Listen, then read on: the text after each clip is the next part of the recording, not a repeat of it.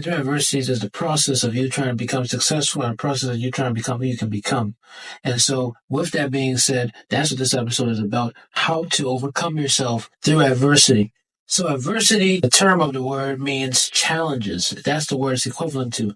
Dealing with things, dealing with trials, tribulations, all type of stuff. But with you particularly, what you might be dealing with it, and that's why you watch this video or listen to this podcast episode. But I want you to know here is that I don't care what you go through, you can make it through. And I'm not going to say to be motivational to you. I'm actually going to give you proven truth that can help you. The first one is really just if you're a Christian like me or a believer, putting God first, or just putting that faith first. If you're not a believer, just believing in yourself to know that you can do anything if you just believe. And it's not just like saying like, oh, I believe, or oh, I say it. You got to actually know it. Like you got to be loyal to it. Like how for example, if a boy is loyal to his girlfriend, or if a girl is loyal to her boyfriend, that's the same way you gotta be loyal to your faith. You gotta be loyal to it and to know you'll die for it, you'll live for it. You'll make sure that even when things are tough, you still believe in it, that will still accomplish this need, especially if you're a Christian, that whatever goal or purpose you're trying to do, it will be accomplished for Christ's glory. But to get to number 2 here, you have to surround yourself with the right people. I know I say this a lot. I say it a lot. I know it. But you have to surround yourself with a lot of people. That might just be the main thing on my episode, a checklist on every episode I make. Surround yourself with the right people. Because if you don't, you're just going to fall short and you're not going to really grow or develop. When you're just with those people that just want to do the same old, they want to do those addictions, which is number 3. Addictions, if people want to do the same addictions that you probably were doing, that probably make you feel bad, you need to don't surround yourself with them.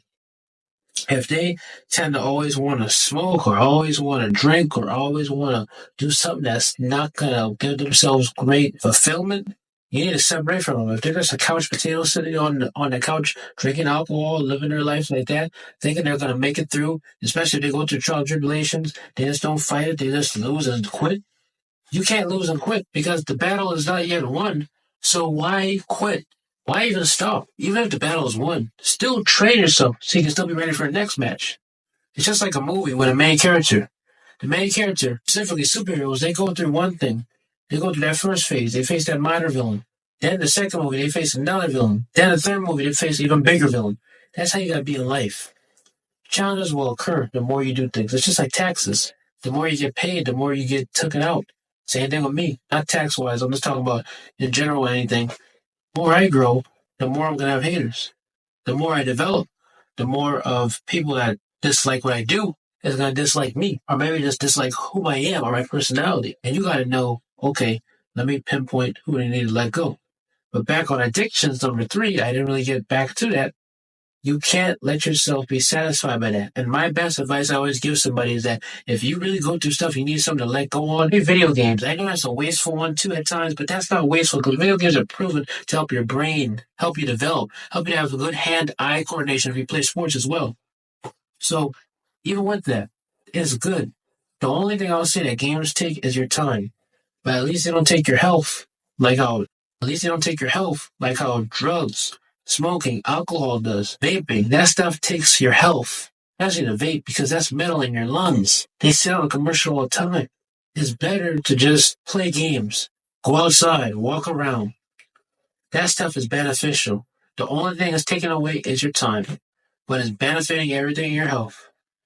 And like I say, video games are probably like how. It's a proven fact. Just study it. And also too, don't overdo it. That's what causes the problem. Don't overdo games, which leads to number 4, which is too much of anything isn't good for you.